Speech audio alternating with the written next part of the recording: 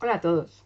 Vamos a seguir trabajando el análisis y la representación de funciones y en este caso vamos a hacer solamente el análisis de la monotonía y los posibles máximos y mínimos, es decir, el crecimiento y decrecimiento, en qué intervalos crece y decrece la función y si tiene algún máximo o mínimo, tanto relativos como absolutos. Bueno, ¿qué es lo que tenemos que hacer para realizar este análisis? Pues yo recomiendo analizar siempre para empezar el dominio de la función. Es decir, es muy importante saber dónde realmente existe la función, para qué valores de la x la función sí que existe. Y entonces, para ello, vamos a analizar el dominio de esta función. Bueno, ¿dónde podríamos tener problemas en esta función? Pues en el denominador, ¿verdad? Es una función racional, con lo cual lo que no queremos bajo ningún concepto es que el denominador sea cero. Bueno, pues vamos a ver en qué valores se hace cero el denominador. Pues si igualamos este denominador a 0, x menos 1 igual a 0, tendremos que en x igual a 1 el denominador se hace 0. Por lo tanto, en x igual a 1 no existe la función y por lo tanto, el dominio de esta función será todos los reales menos x igual a 1. O también lo podemos expresar como de menos infinito a 1 unión 1 infinito. Bien, se puede expresar de ambas maneras. Bueno, entonces voy a recomendar que representemos el dominio de la función en la recta real, en el eje x. Y de momento, fijaros, todos estos valores sí que estarían en el dominio, todos estos valores también estarían en el dominio, pero x igual a 1 no estaría en el dominio. ¿Cuál es el siguiente paso que tenemos que dar para analizar el crecimiento y decrecimiento de una función? Bueno, vamos a calcular la primera derivada de la función.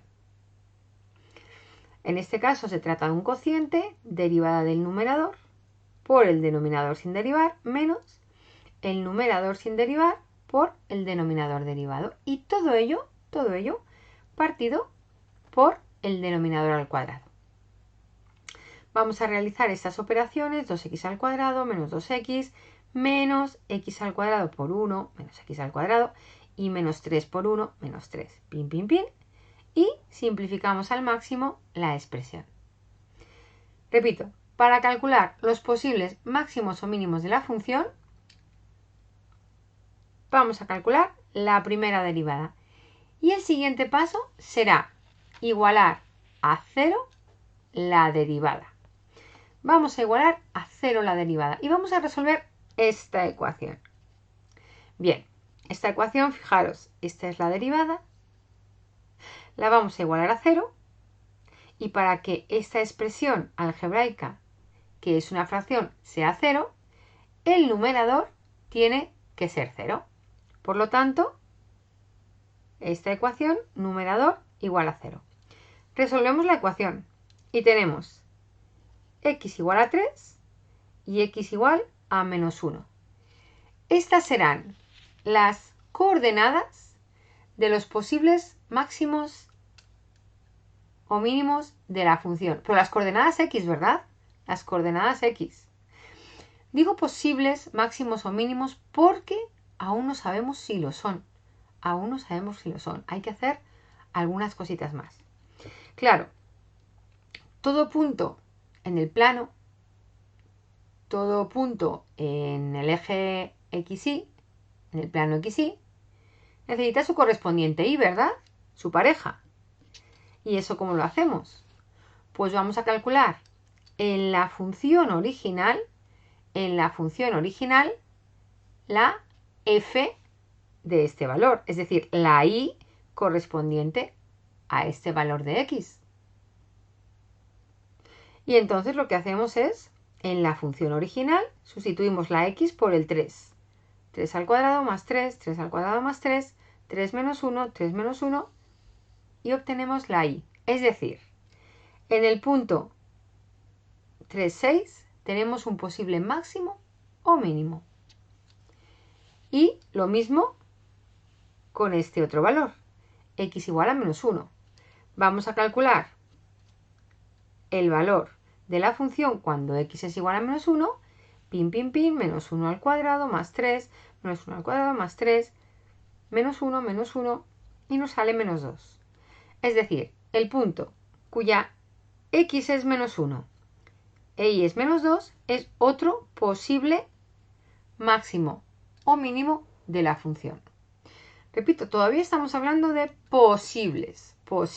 Bueno, pues mi consejo es que ahora las x de los posibles máximos o mínimos las añadamos a la recta real donde habíamos colocado el punto que no estaba en el dominio. Bien, ¿qué es lo que hemos representado aquí? El punto que no está en el dominio, aquí no hay función, veis que además lo he dejado súper abierto, grandísimo, es un punto, ¿vale? Pero para que tengamos clarísimo que ahí no hay función, bien grande. Y luego hemos colocado las x de los posibles máximos o mínimos. Aún no sabemos si son máximos o mínimos. Bien, entonces, este valor de x que no está en la función y este valor de x nos están dividiendo a la recta en estos intervalos. Bien, y ahora lo que queremos hacer es ver qué signo tiene la derivada, en un punto cualquiera de esos intervalos. ¿Qué signo tiene la derivada? Si la derivada es positiva o si es negativa. Bien, en este caso, en el intervalo menos infinito menos 1, vamos a coger un punto cualquiera. Pues puede ser x igual a menos 2, ¿verdad? Y vamos a analizar el signo de la derivada en ese valor.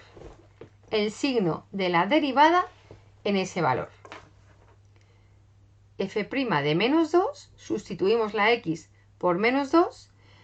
Esta es la derivada, ¿bien? Y yo la he escrito como una factorización para que pudiéramos analizar mejor el signo de esa derivada, ¿bien? Entonces, en x igual a menos 2, calculamos el signo de la primera derivada. Solamente nos importa si la primera derivada en ese valor es positiva o negativa. Y sustituyendo, vemos que es positiva.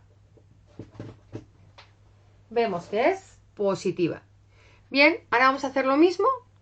Bueno, como la primera derivada es positiva, la función en este intervalo está creciendo. Bien, ahora vamos a hacer lo mismo con el siguiente intervalo. Que es el menos 1, 1.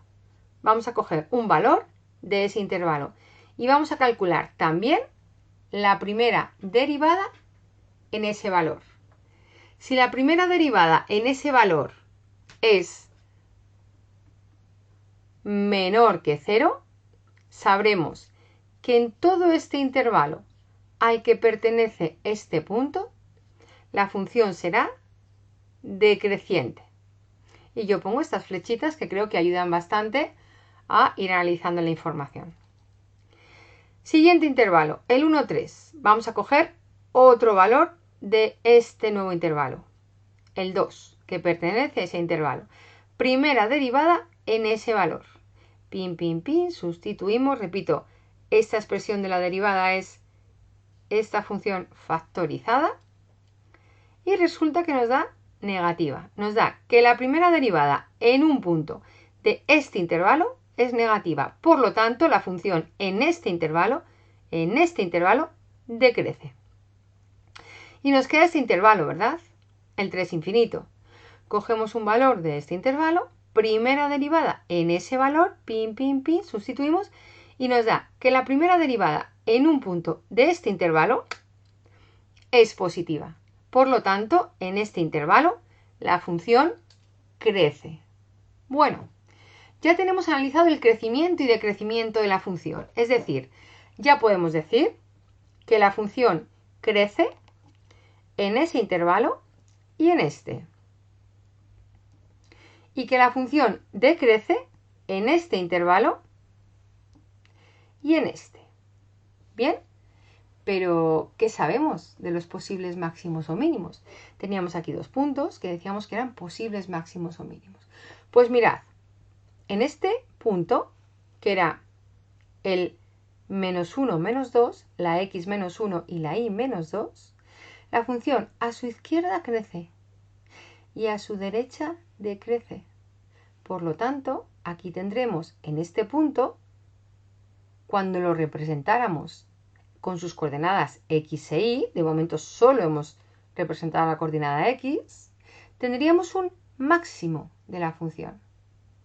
Y fijaros, aquí, como la función a su izquierda decrece y a su derecha crece, tendremos en el punto 3, 6, repito, aquí tenemos solo la coordenada x, cuando esto lo tuviéramos representado en sus ejes de coordenadas, sería el punto 3, 6.